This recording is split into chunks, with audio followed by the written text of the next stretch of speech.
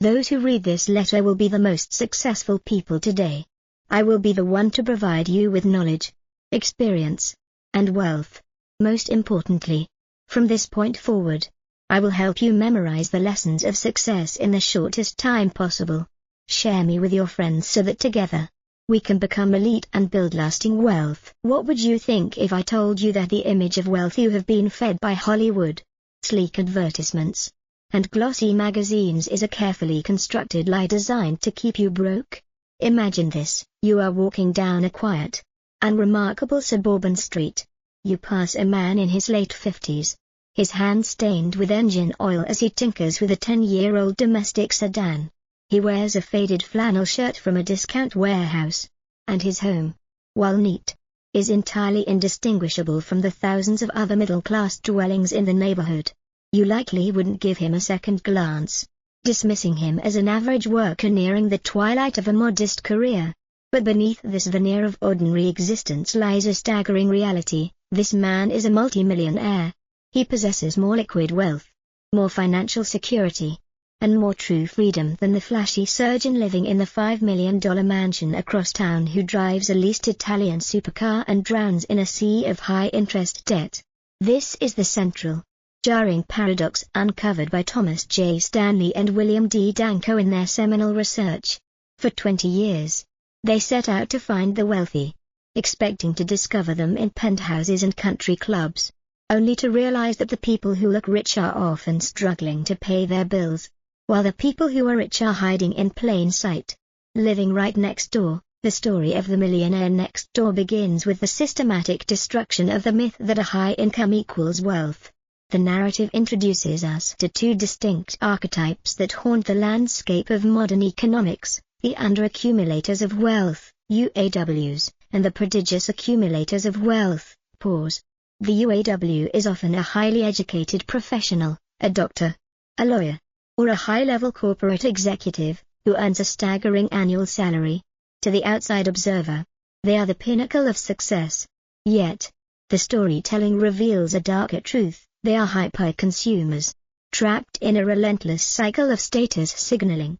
They believe that to be successful, they must look the part, which means purchasing expensive homes in prestigious zip codes, wearing designer labels, and sending their children to the most elite private schools.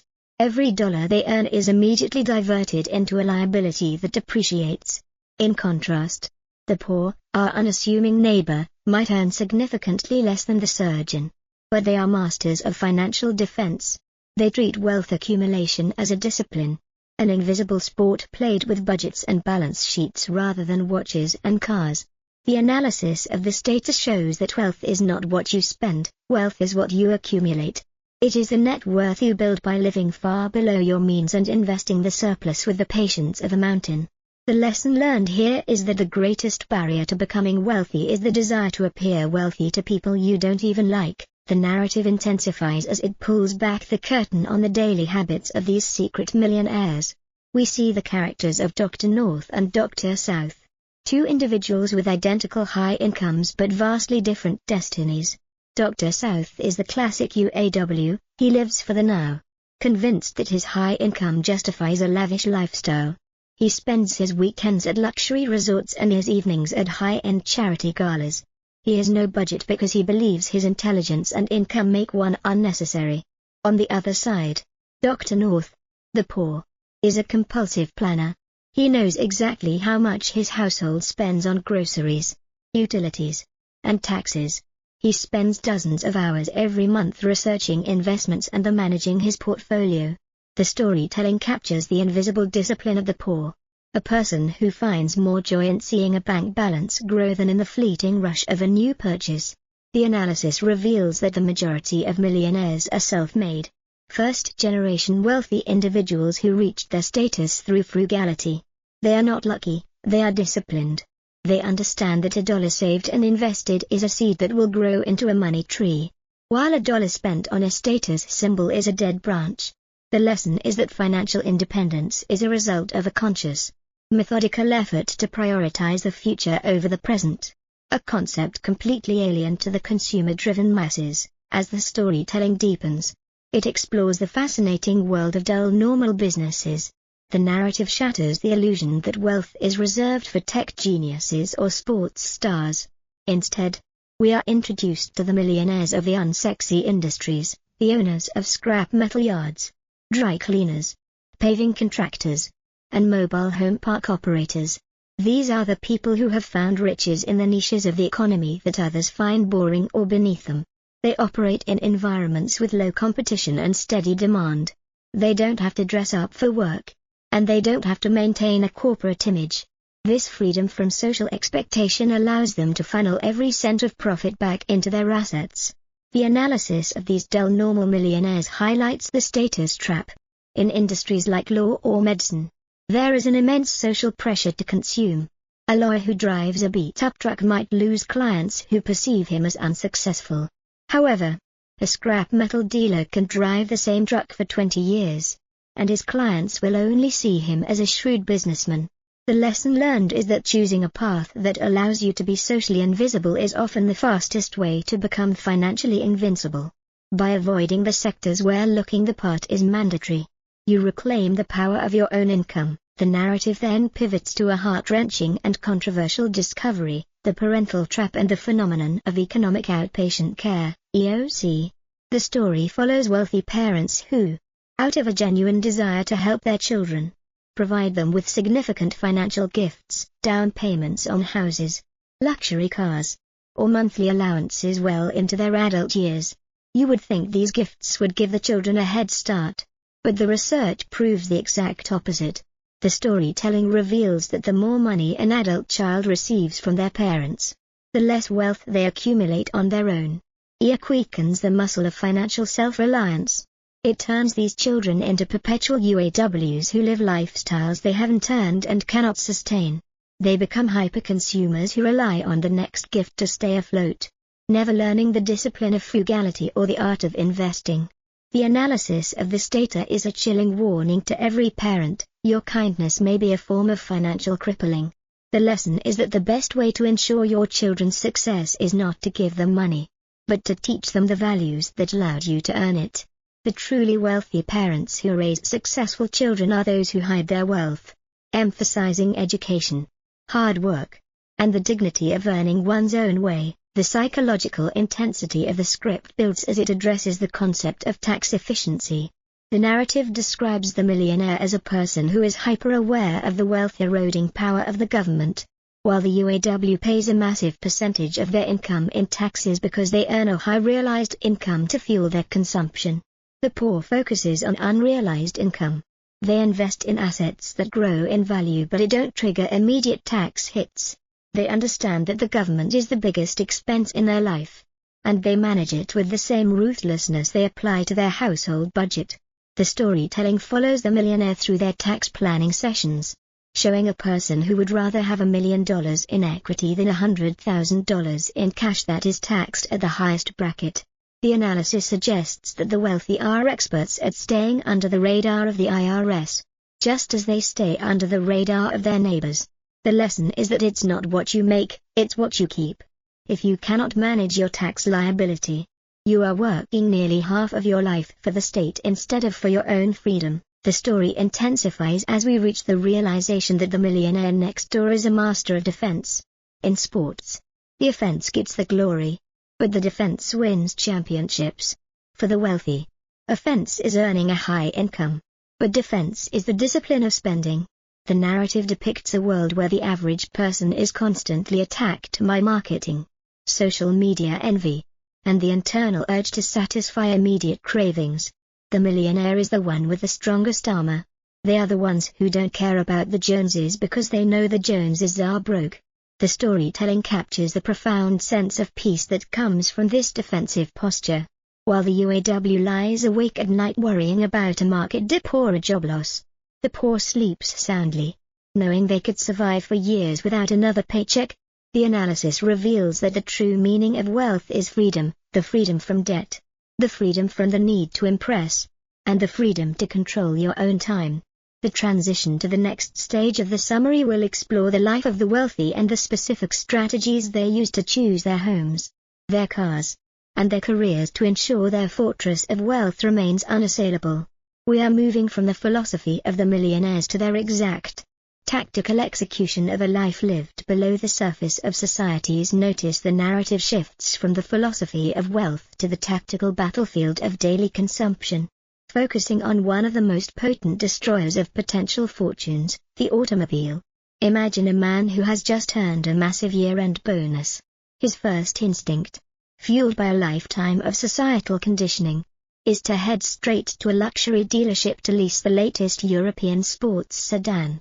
He craves the smell of the leather and the envious glances of his colleagues. But the storytelling reveals the millionaire next door approach, which is jarringly different. We see a multimillionaire owner of a successful paving company who has never purchased a new car in his life. He is a used vehicle professional. He understands that a new car loses a staggering percentage of its value the moment it is driven off the lot. To him, a vehicle is merely a tool for transportation, not a rolling billboard for his ego. The analysis of this behavior reveals that the wealthy are experts at identifying depreciating assets. They realize that the cost of a luxury car is not just the monthly payment, but the opportunity cost of what that money could have earned if it were invested in the stock market or a private business over 10 years. The lesson learned is that to build a fortress of wealth, you must decouple your self-worth from your driveway. The millionaire next door drives a domestic, reliable vehicle and keeps it for a decade, while the looking rich crowd stays trapped in a perpetual cycle of car payments that ensures they will never truly own their future. The story intensifies as it explores the housing trap, the most expensive mistake a family can make. The narrative describes a high-earning couple who buys a home in an elite neighborhood. They believe it's an investment, but the storytelling exposes the hidden reality. By moving into a high-status zip code, they have inadvertently surrounded themselves with super-consumers. Suddenly, their perfectly good furniture looks shabby compared to the neighbors. Their modest lawn needs professional landscaping to keep up with the Joneses. Their children feel the pressure to wear designer clothes to fit in at school. The analysis suggests that your neighborhood acts as a powerful psychological thermostat. If you live among spenders, you will become a spender. The millionaires next door, however, choose to live in modest, stable neighborhoods where they are the big fish in a small pond. Their neighbors are teachers, firemen, and small business owners. This choice creates a low-pressure environment for consumption, allowing them to save a massive portion of their income. The lesson is that you should never live in a neighborhood where the residents earn more than you do. Instead, live in one where you are the wealthiest person on the block, and watch your net worth explode as a result of the lack of social pressure to perform. As the narrative flows into the world of niche hunting, it reveals the specific careers and services that cater to the wealthy. The storytelling follows a young, ambitious professional who realizes that while she may not be a millionaire yet, she can build a fortune by providing services to those who are. She looks for high-growth niches that the millionaires next door need: tax law, estate planning, specialized medical services, and high-end residential auditing. The analysis reveals a fascinating irony. Many people become millionaires by serving other millionaires. They identify the pain points of the wealthy, the desire to protect their assets from taxes and the need to pass wealth to the next generation, and they build businesses around those needs. The lesson learned is that if you want to be wealthy, you must follow the money. Look for the boring but essential services that the self-made affluent require. By positioning yourself as a trusted advisor to the poor, prodigious accumulator of wealth, community, you gain access to a world of stable, high-value clients who value competence over flash. The psychological intensity of the script builds as we revisit the inheritance illusion. The storytelling depicts the tragic figure of the trust fund UAW, a person who spends their entire life waiting for a windfall from their parents. Because they know money is coming, they never learn how to earn, save, or invest. They live a lifestyle of pre-spend, borrowing against their future inheritance to fund a present they cannot afford. The analysis shows that when the inheritance finally arrives, it is often squandered in a matter of years because the recipient lacks the financial muscle to manage it. In contrast, the story shows the self-made child of a millionaire, who was told early on that they would receive nothing. This child was forced to develop their own skills, their own frugality, and their own grit. The lesson is that financial outpatient care is a poison disguised as medicine. The most successful millionaires are those who raise their children with the fear of poverty and the pride of self-reliance, ensuring that the family wealth is a foundation for future achievement, not a sofa for future laziness. The narrative then focuses on the time management of the wealthy. The storytelling describes a typical evening for a UAW versus a poor. The UAW spends 4 hours a day consuming media, scrolling through social feeds of celebrities, and shopping online for the latest trends. They are passive participants in the economy.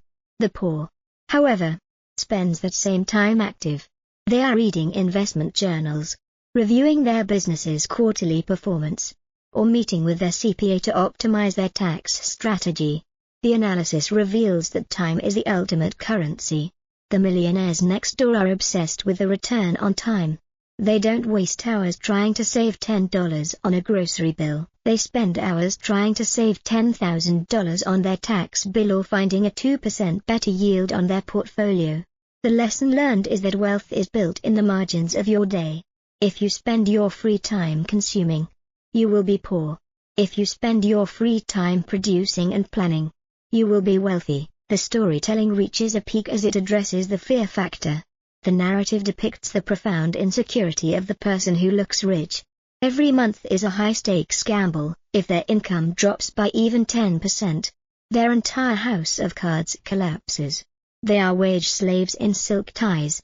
The millionaire next door, however, possesses a quiet confidence. They don't need the approval of the waiter, the valet, or the neighbor. They have go-to-hell money, a cushion so large that they can walk away from any situation that compromises their values. The analysis of this financial independence is the ultimate goal of the book. It is not about the stuff, it is about the psychological sovereignty. The lesson is that the ultimate status symbol is not a car or a watch, but a peace of mind that comes from knowing you are truly the master of your own life. The narrative prepares for the final synthesis, where the lives of the secret millionaires are condensed into a single, powerful blueprint for any ordinary person to follow. We are moving toward the final weighted truths that define the millionaire next door legacy, a legacy of discipline, defense, and the ultimate triumph of the ordinary man over the seduction of the spectacle. The final movement of this research-driven odyssey brings us to the ultimate synthesis of the millionaire blueprint, a realization that financial success is not a destination of the lucky, but a biological and psychological transformation of the disciplined. The story concludes by revisiting the quiet, suburban street where we began. Looking past the humble facades and into the hearts of those who dwell there, we see the final contrast between the hyper-consumer, whose life is a frantic performance for an audience that doesn't care, and the wealth accumulator, whose life is a private masterpiece of freedom and security. The storytelling captures the invisible legacy of the millionaire next door, a man who dies with millions not so he can take it with him, but so his family never has to experience the soul-crushing anxiety of the debt collector. The analysis of this final stage reveals that the secret was never a secret at all. It was simply the courage to choose the boring path of frugality in a world obsessed with the spectacle of spending. The narrative shifts to a final meditation on the art of living below your means. The storytelling depicts the millionaire not as a miser who hates spending, but as a value hunter who hates waste. They are the ones who buy quality furniture that lasts 30 years, who choose education for their children over country club memberships, and who realize that financial independence is the only luxury that never goes out of style. The analysis suggests that the true status in our society should not be awarded to those who spend the most, but to those who provide the most value while consuming the least. The lesson learned is that wealth is the result of a defensive mindset, the ability to protect your capital from the predatory forces of marketing, inflation, and your own ego.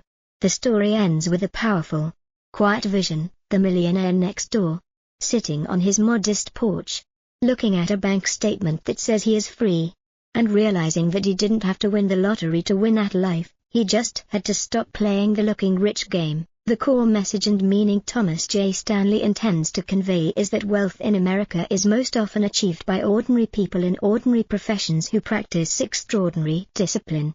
He argues that high income is a tool, not a result, and that the only way to transform labor into legacy is through the ruthless application of frugality, budgeting, and a refusal to participate in the social arms race of status signaling. The book is a manifesto for the quiet wealthy, revealing that the path to $1 million is paved with the mundane choices of what you drive, where you live, and how you raise your children. It reveals that the American dream is still alive, but it is found in the savings account of the plumber, not the leased Ferrari of the executive. True wealth is the silence of a paid-off mortgage and the freedom of a self-sustaining asset column, not the loud display of things you don't truly own.